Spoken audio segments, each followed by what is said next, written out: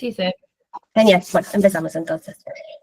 Como profesionales de la salud y como padres también es importante que conozcamos qué sustancias tenemos alrededor nuestro.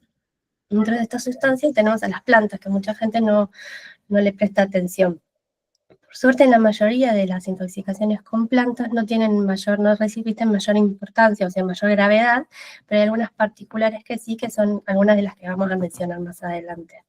Como el mundo de las plantas es enorme, yo solamente elegí algunas para poder dar un paneo general y una introducción al tema.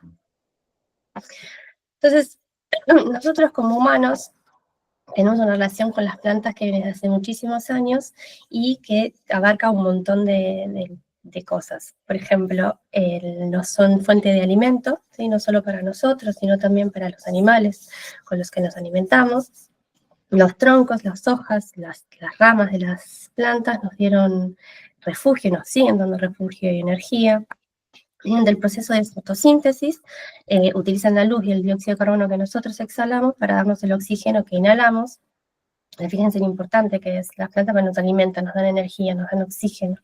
También los vestimos gracias a las plantas, o sea, tenemos el algodón y el lino, que son parte del uso de la vestimenta.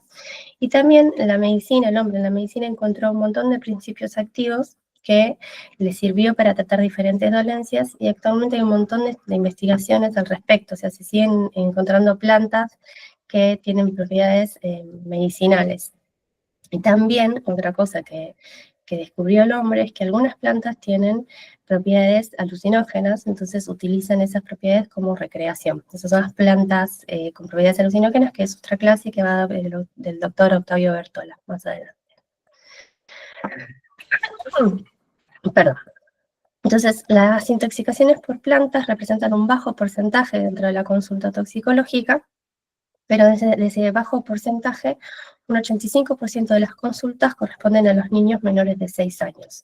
Y esto es porque los niños y las plantas comparten el suelo, por ejemplo.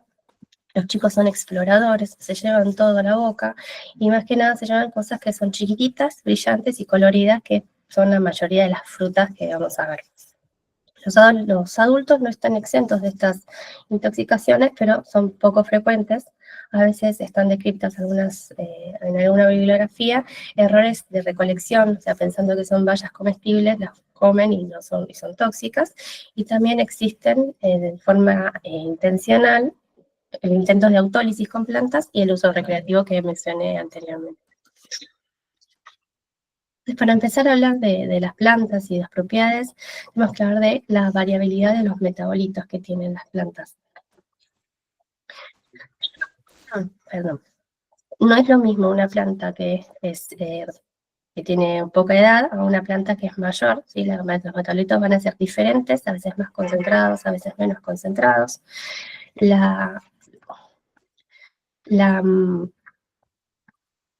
Perdón, discúlpenme que se me pasó la charla. Para hablar de los metabolitos vegetales, primero tenemos que hablar que tienen dos tipos de metabolitos, los metabolitos primarios y los metabolitos secundarios. ¿Sí? Los metabolitos primarios son los componentes esenciales de las vías metabólicas que se obtienen a partir de la fotosíntesis que hablábamos antes. Estos metabolitos incluyen fuentes de energía como la sacarosa y los elementos estructurales como la celulosa. Y están compuestos también de carbohidratos, lípidos, proteínas. Y después tenemos a los metabolitos secundarios, que no son esenciales para la supervivencia y cumplen funciones que tienen que ver con la interacción de las plantas con su entorno. Por ejemplo, con defensa contra otros patógenos como hongos, bacterias, parásitos y contra herbívoros para que no los coman. Esto es porque las plantas, a diferencia de los animales y los humanos, no pueden moverse, entonces necesitan otras herramientas de defensa. Entonces, siguiendo con los metabolitos, lo que les decía que no es lo mismo una planta que es un plantín a una planta que ya es anciana, porque tienen diferente cantidad de metabolitos, las concentraciones, y diferentes tipos de metabolitos. Eso sirve mucho en lo que es la fitomedicina. También lo que diferencia la producción de metabolitos es el lugar donde está la planta. No es lo mismo una planta que está en una montaña que en un lugar seco.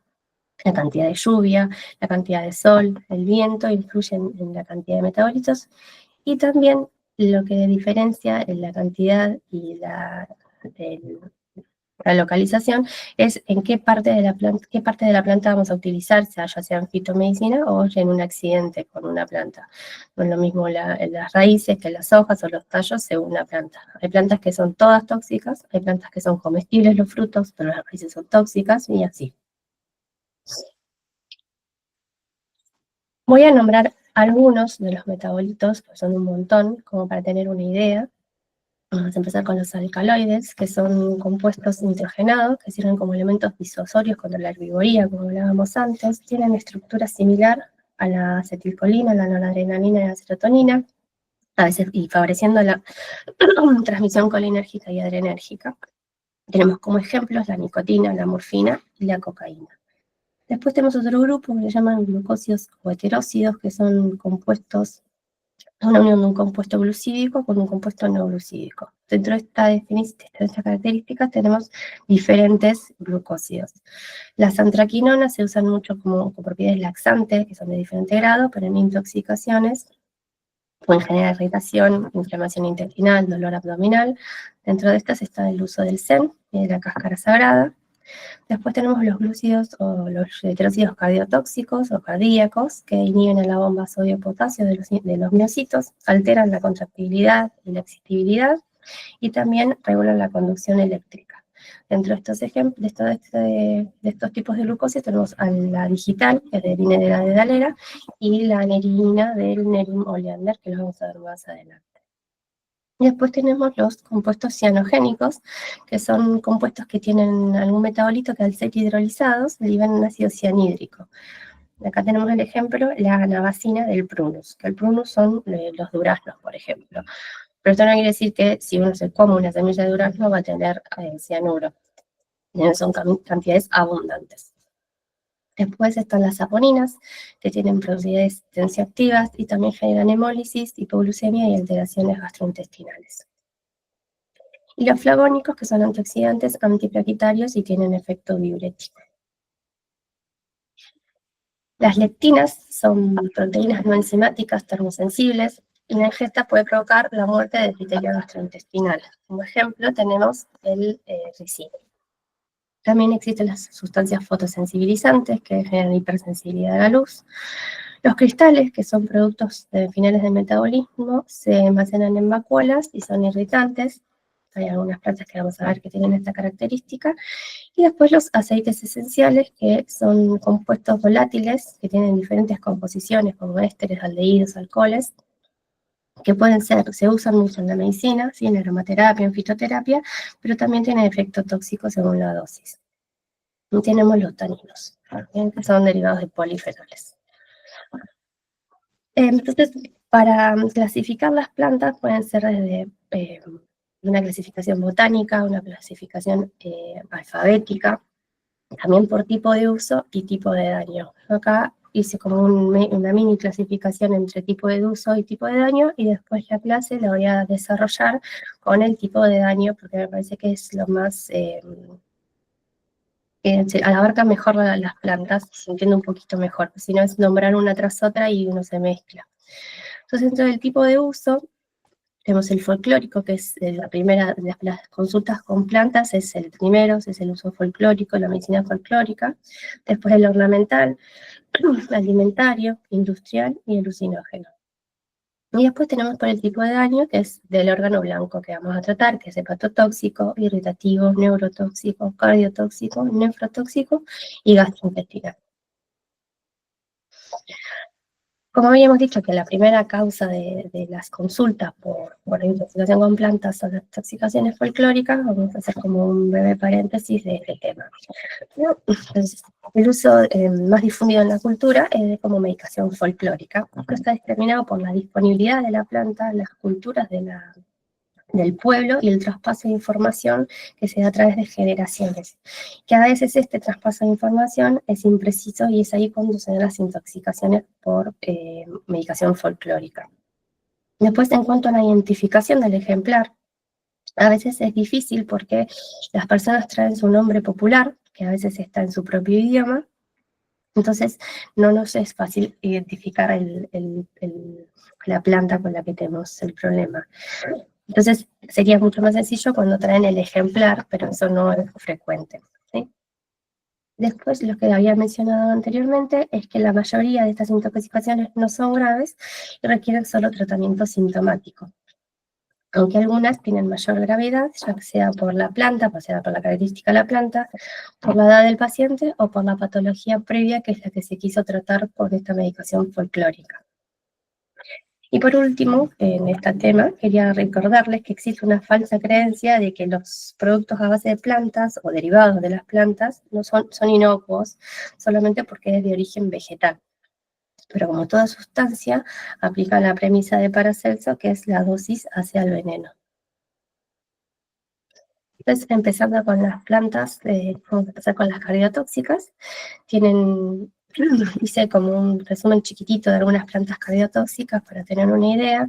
Estas plantas van a tener glucósidos cardiotóxicos que van a generar náuseas, arritmias, vómitos, alteraciones en la cantidad de representación de potasio, y los alcaloides también van a generar náuseas, vómitos, bradicardia y espasmos musculares. Después vamos a tener sustancias vasoactivas y sustancias hipotensoras.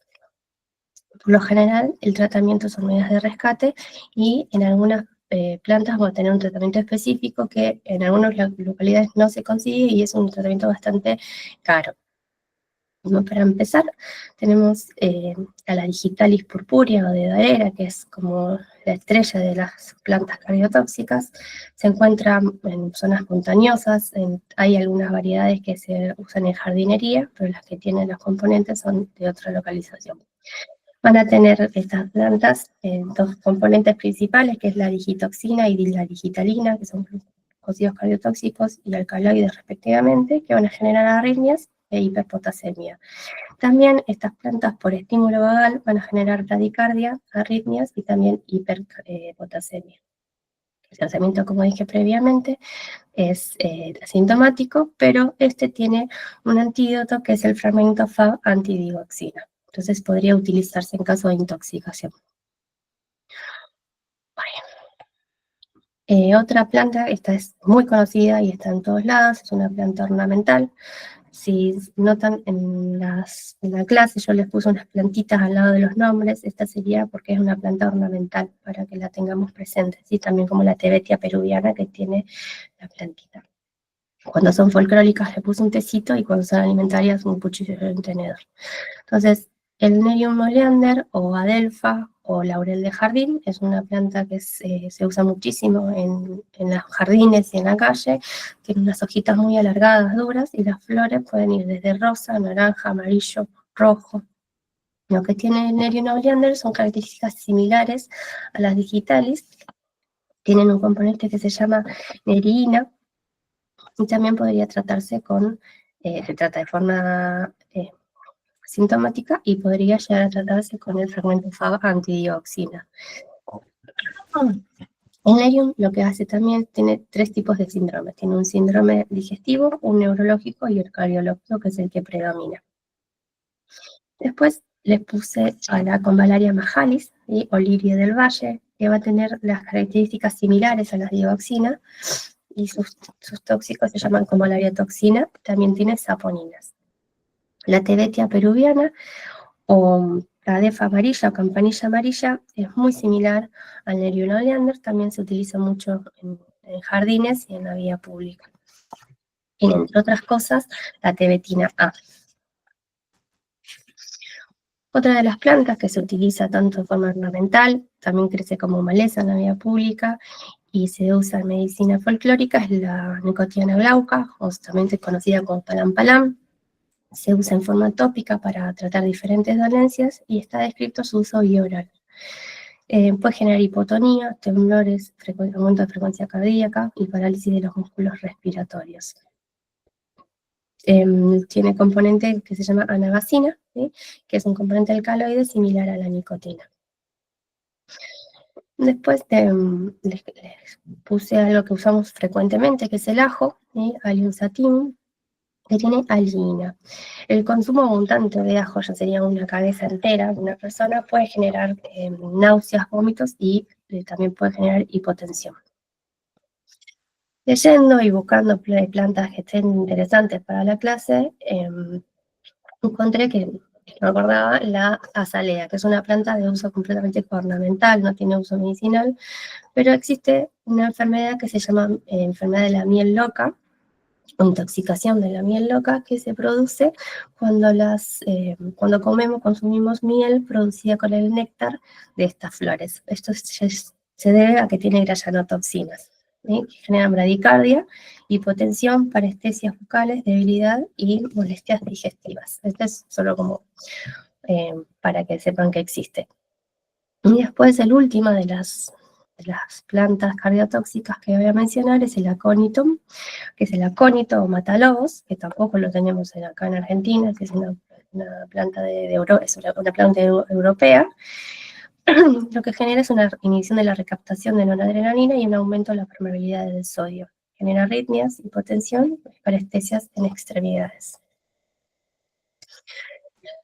Les voy a comentar un caso clínico que en realidad no es mío, es de un colega de Israel. Me pareció interesante para compartirlo. Es de una paciente de 19 años que ingresa a guardia por presentar vómitos, hipotensión y bradicardia. Durante la anamnesis, la paciente declara sus deseos de autólisis y en el examen físico presentaba saturación del 99%, una frecuencia cardíaca de 56, una tensión arterial de 87-40, frecuencia respiratoria de 22 y tenía una ablación neurológica que estaba vigil y estaba alerta pero con debilidad. Durante la anamnesis admitió haber, mediante información de internet, haber ingerido una mezcla de hojas de lerina oleander, que si se acuerdan son estas desde la plantita ornamental con las hojas alargadas y las flores de colores, que tenían la nerina con propiedades cardiotóxicas y paracetamol con fines suicidas. Entonces se hizo el tratamiento de rescate y se hizo, como tenemos una planta cardiotóxica, un electrocardiograma. En el electrocardiograma, como pueden ver, tiene una depresión del ST, ¿sí? Acá, que sería como la vuelta digitálica, si se acuerdan de cuando estudiamos digital en farmacología. Entonces eso es lo que genera estas plantas. Esta paciente se trató desde el lado de las plantas, con tratamiento sintomático y recibió fragmento FAB antidioxina, y después para el tratamiento de la intoxicación con paracetamol recibió la N-acetilcisteína y la paciente evolucionó favorablemente. Pero fíjense que utilizó dos métodos, ¿sí? Las plantas y medicación, todo por internet. Bueno, entrando en la parte de las plantas neurotóxicas, en la clínica, cuando uno consume plantas con estilo neurotóxico, vienen luego de la ingesta, pero están precedidas de a veces molestias gastrointestinales. Pueden generar excitación, o sea, estímulo del sistema nervioso central, con ansiedad, temblores o convulsiones, o pueden generar depresión con somnolencia, hipotensión y coma. Vamos a empezar con uno de los más conocidos, que es el anís estrellado, o el Elysium verum, o badiana de la China, que se usa como medicación folclórica. Se usa como digestivo y antiespasmódico, entre otras cosas. También se usa con sus aceites esenciales en la alimentación. Tiene anetol, ¿sí? En lactantes es el problema, y en dosis elevadas produce llanto continuo, acidosis metabólica, excitación que puede progresar a convulsiones. El anís estrellado se usa muchísimo para los cólicos del lactante, que no debería usarse. Luego tenemos a la manzanilla, ¿sí? O Matricaria chamomil, que también se usa muchísimo en la medicina folclórica. Tiene aceites esenciales con polifenoles y se usa como sedativo y antiinflamatorio. Lo que genera en pediatría es depresión del sensorio. El Chenopodium ambrosoides, o también conocido como paico, también es muy utilizado en la medicina folclórica. Se usa como digestivo, antiparasitario, analgésico.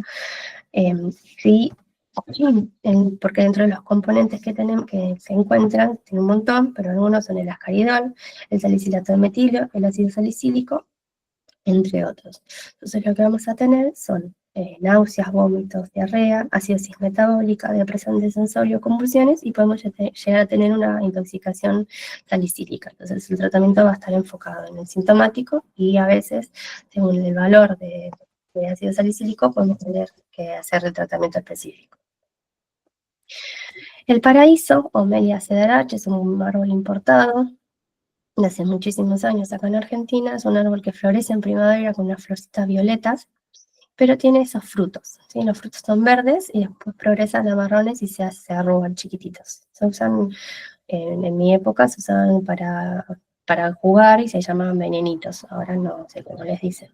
Lo que tienen estas plantas son terpenos, que con la ingesta de 5 o más bolitas verdes, lo que vamos a tener son náuseas, vómitos, diarrea, hipoglucemia y podemos llegar a tener convulsiones.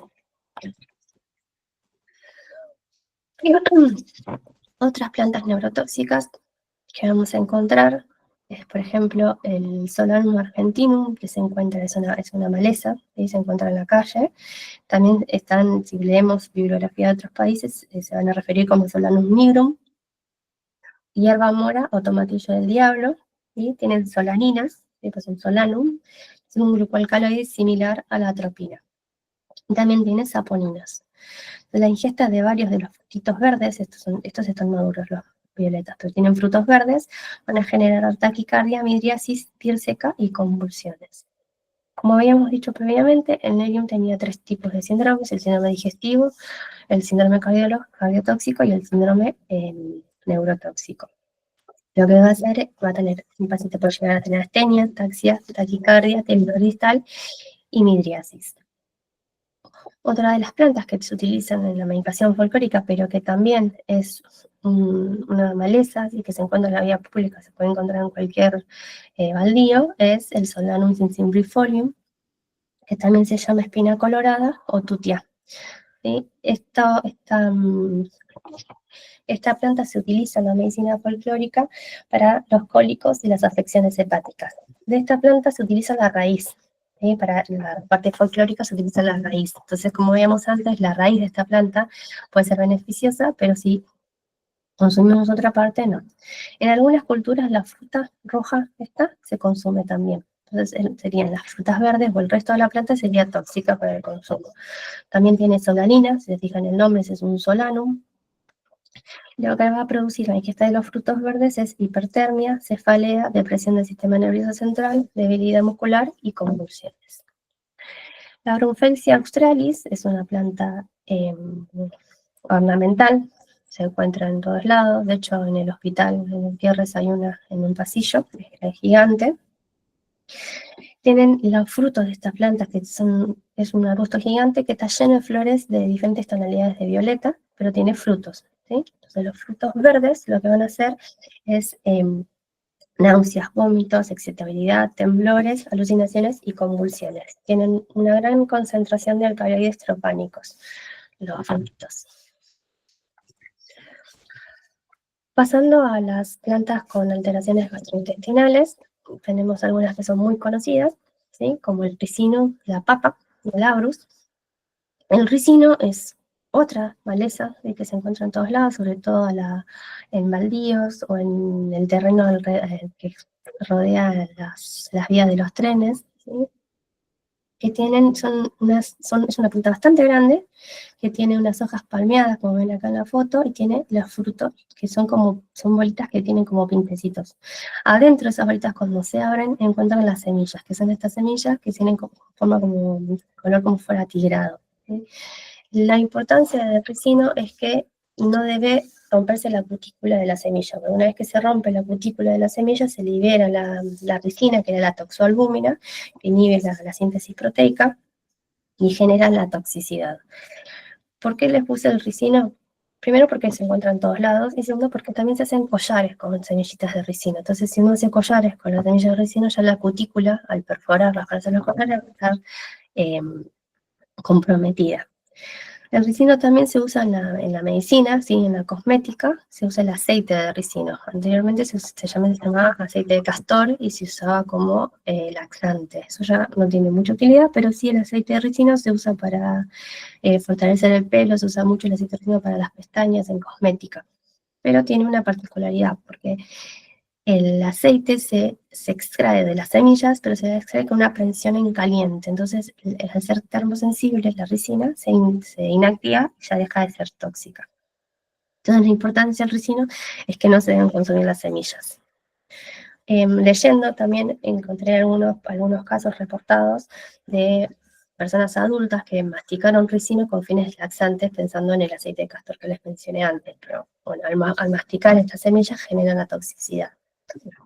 Lo que vamos a tener una intoxicación con ricino son diarrea, vómitos, deshidratación, puede ser una diarrea sanguinolenta, con alteración hepática, genera una falla multiorgánica y con convulsiones. Los pacientes fallecen a la semana más o menos.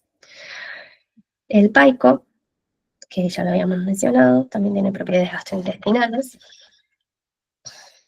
Puede generar hemorragias, puede generar hasta invaginación intestinal. Después, otro solanum. Si se fijan, las flores de los solanum son todas similares, esta es un poco más violetita, pero tienen la misma forma. Este es el Solanum tuberosum, que es la papa verde, que es la papa en realidad, ¿sí? Acá está la papa. Pero el tema de la papa es que no debe consumirse la papa verde o la papa con brotes, porque en la parte verde de la cáscara, en los brotes, hay mucha concentración de solanina, y esta solanina puede causar náuseas, vómitos, cólicos, cefaleas y alucinaciones. Después tenemos el Labrus precatorius, que ahí yo les puse otra pulserita, porque se usa mucho en billutería, igual que el ricino, ¿sí? Y tiene las mismas características que el ricino. La toxoalbúmina que tiene el Labrus precatorius se llama avena A. Diferenciando un poquito de las gastrointestinales, tenemos a las hepatotóxicas, que hay bastantes plantas hepatotóxicas, pero les puse algunas nada más.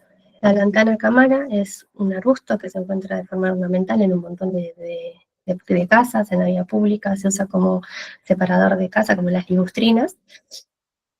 Es una planta que tiene una sintomatología tardía después de la ingesta de frutos de las hojas, que tienen lantadeno, generan vómitos, diarrea, ataxia y aumento de las transaminasas. Una planta que en el hospital Gutiérrez hace muchos años tuvimos 2 casos de niños con ingesta de esta planta, es la Acacia occidentalis, una planta que también se llama café silvestre, porque las semillas de esta planta se pueden tostar y son seguras para el consumo, pero eso es un adulto que las tuesta. Un niño se come la flor, se come la planta y genera la toxicidad. Toda la planta es tóxica, la acacia, y genera falla hepática. Es bastante grave.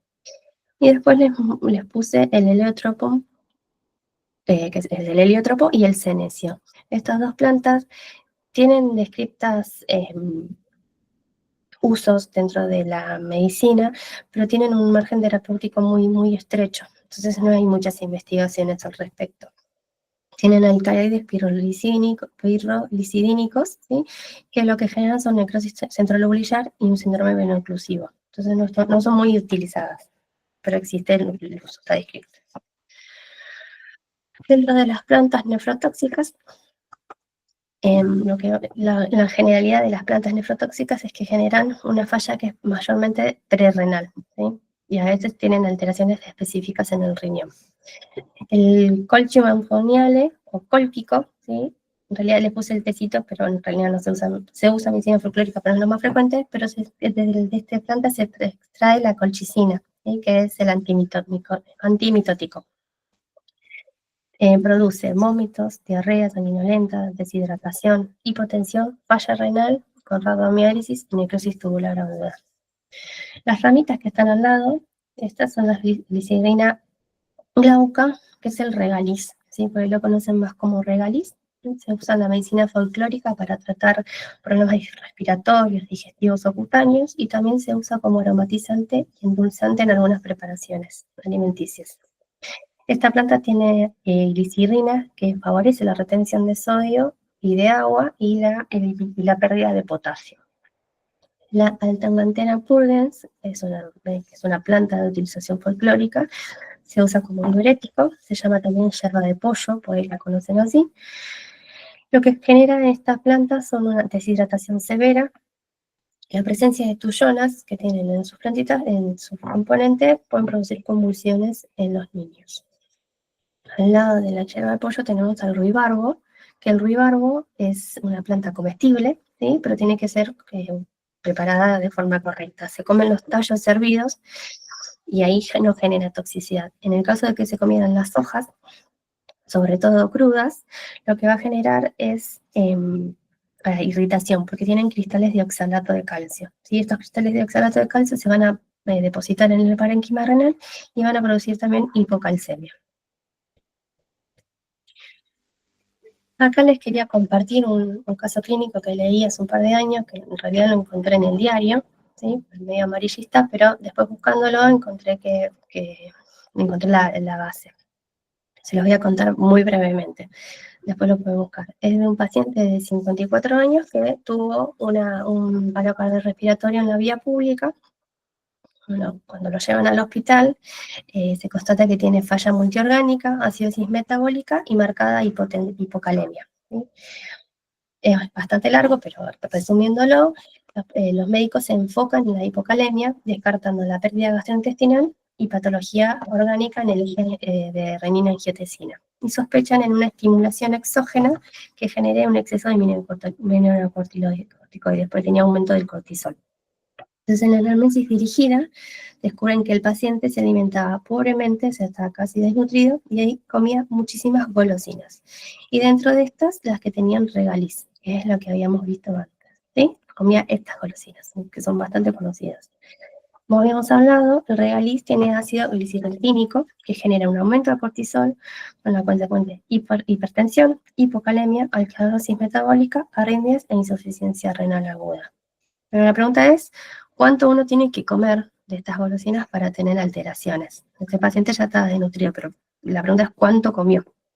Bueno, posterior al deceso, este paciente falleció, le hicieron la anamnesis a las familiares y lo que se averiguó es que 3 semanas antes del deceso, el paciente había cambiado sus golosinas habituales de frutas por unas gomitas de regaliz, ¿sí? Y comía entre 1 a 2 paquetes grandes por día. O sea, comió 2 paquetes grandes por día de regaliz por 3 semanas. Entonces, ahí fue donde se intoxicó. Me parece interesante ver cómo un producto de la planta que se usa en una golosina puede generar estas repercusiones. El último tipo de plantas que vamos a ver son las irritativas, ¿sí? Estas plantas tienen un montón de componentes, como el ácido oxálico, el urillol, lactonas, sustancias fotosensibilizantes, acetilcolina, histamina, serotonina y látex. Un gran grupo de estas plantas irritativas son las aráceas, ¿sí? Que acá tenemos un montón, que tenemos acá la cala, ¿sí? Oreja de elefante, el potus, la diefenbachia, ¿sí? Que también se llama caña de mudo. Estas plantas son de origen tropical, ¿sí? Tienen más de 1800 especies, es una familia muy, muy grande. Las hojas y los tallos lo que tienen son rafidios, que son como estas agujitas, que son agujitas de oxalato de calcio.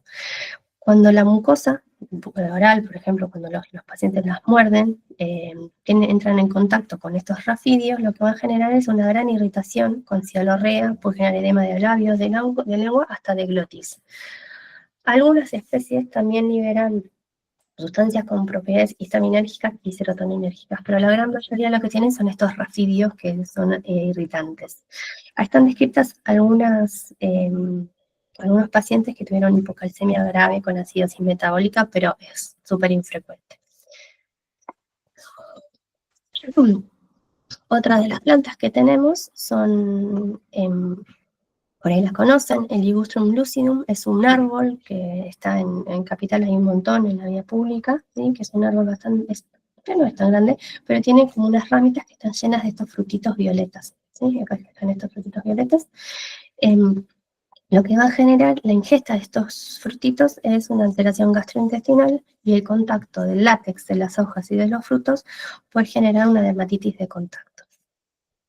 La Ficus pumila es la enamorada del muro, por ahí la conocen como la enamorada del muro, lo que va a generar en algunas personas, no en todas, se tiene que tener un fototipo característico de piel, al cortarlas liberan un látex y ese látex puede generar unas manchas café con leche luego del contacto, pero no más que eso.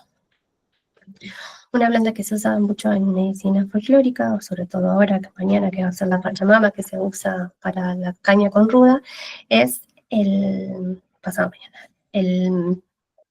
la ruda. Entonces, la ruda tiene furanocumarinas, como el soraleno, con propiedades fototóxicas, heterócidos cumarínicos, con propiedades anticoagulantes, y tiene aceite esencial con cetonas que se usa como abortivo. Y también tiene otros usos, ¿sí? Eso es la intoxicación, pero en la medicina folclórica tiene un millón de usos. Su uso con la exposición solar va a generar máculas marrones y puede producir una fitofotodermatosis grave. Y la ingesta en grandes cantidades puede generar vómitos, diarrea, dolor abdominal, excitación, fibrilación de la lengua y convulsiones. Y la última planta que vamos a mencionar es la ortiga, ¿sí? La ortiga es esta, que se usa muchísimo en medicina, ¿sí? y en cosmética, porque es una planta muy rica en flavonoides, en vitamina B, en vitamina C y en vitamina K, pero la parte mala es que cualquier contacto con la ortiga va a generar una reacción urticante y dolorosa. ¿Por qué? Porque tiene estos que se llaman tricomas, ¿sí? Que son como pelitos, que en la punta, esto está más aumentado, tienen como estos bolitas, que cuando uno lo toca se rompe y va a liberar histamina, serotonina, acetilcolina y ácido acético, que eso va a ser lo que genera el dolor. El último caso clínico que les quería contar es de una paciente de 9 años que llega a la guardia con estas lesiones de urticaria, ¿sí? Entonces, esto es una guardia pediátrica. Las preguntas que hacemos siempre en pediatría es si comió algo nuevo, si jugó con algo nuevo, si cambiaron el jabón, si alguna vez le pasó, si estuvo jugando afuera. Y la respuesta fue que sí, que estaba jugando afuera con esta plantita, ¿sí? Con el ligustrum. Entonces, al mostrarle a la planta a la madre, pudimos relacionar esta urticaria con esta planta. Como conclusión, lo que les quería mostrar con esta clase es que no hay que irse muy lejos para encontrar plantas que puedan producir el daño, ¿sí? Por eso es importante educar, enseñar a los chicos, sobre todo, que las plantas se pueden disfrutar, se pueden mirar, pero que no deben ser metidas en la boca, no se pueden comer. También sería interesante, si se pudiera hacer, tener en algunas guardias algún herbario fotográfico, ¿sí? Para poder identificar más rápido las plantas y poder otorgar una mejor atención. Y por último, algo que siempre hablamos es tratar de unir la medicina tradicional con la medicina cultural, con la folclórica, para no juzgar ni para tratar de mejorar la atención a los pacientes, ¿no? Que se puedan asesorar, ¿sí? Tratar de decirle a los pacientes que no utilicen esta medicación en niños menores de 2 años, pero sin ser, ¿cómo se llama? Sin hacerlos sentir mal, que lastimaron a sus hijos, sino que llegamos a un acuerdo en cómo tratar a estos chicos. Bueno, ahí estamos. Bueno, muchas gracias, Aye, por la clase. La verdad estuvo muy linda, súper didáctica y re interesante. No sé si hay alguna pregunta para hacer.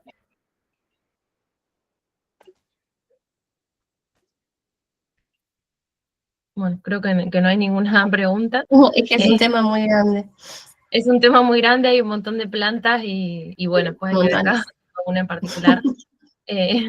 Pero bueno, estuvo buenísima la división que hiciste según la toxicidad, porque la verdad que es súper didáctico para agruparlas por lo menos. Así que, bueno, muchísimas gracias, Aye. Bueno, gracias a ustedes. Si hay alguna pregunta después cuando vean el video grabado te Dale, gracias. Bueno, y ahí dicen que está muy linda la presentación, que sí.